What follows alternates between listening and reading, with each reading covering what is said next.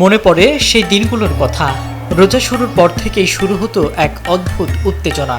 পাড়ার মোড়ে মোড়ে ছোট ছোট দোকান, সুতোর সাথে ক্লিপ দিয়ে ঝুলিয়ে রাখা হতো সারি সারি ঈদ কার্ড, বিভিন্ন ডিজাইনের ঝকঝকে নকশা, কোনোটাতে আবার অ্যারাবিক অক্ষরে লেখা। সেই সময় ঈদের শুভেচ্ছা মানে কেবল একটা মেসেজ ছিল না, সেটা ছিল একটা আবেগ। কার্ডের ভেতরে দু এক লাইন নিজের হাতে লেখা শুভেচ্ছা আর নিচে নিজের নাম। সেখানে যে আন্তরিকতা ছিল তা আজকের হোয়াটসঅ্যাপের ফরওয়ার্ড মেসেজে খুঁজে পাওয়া ভার। বন্ধু বা প্রিয়জনের হাতে সরাসরি সেই কার্ডটা পৌঁছে দেওয়ার মধ্যে ছিল সম্পর্কের এক গভীর টান। তথ্য প্রযুক্তি আমাদের জীবন সহজ করেছে ঠিকই, কিন্তু কেড়ে নিয়েছে অনেক প্রাণবন্ত ঐতিহ্য। এখন ঈদের শুভেচ্ছা মানেই একটা ক্লিক, মেসেঞ্জারে নীল টিক কিংবা ফেসবুকের পোস্ট।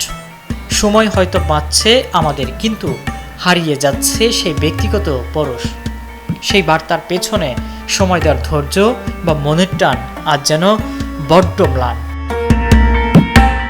রাজধানীর ফুটপাতে আজও কোনো কোনো কোণে ফিরছে শৈশবের সেই স্মৃতি। ডিজিটাল এই যুগেও কিছু মানুষ আজও খুঁজছে সেই পুরনো দিনের ছোঁয়া, কারণ মানুষ দিন শেষে যান্ত্রিকতা নয়, আন্তরিকতাই খুঁজে ফেরে।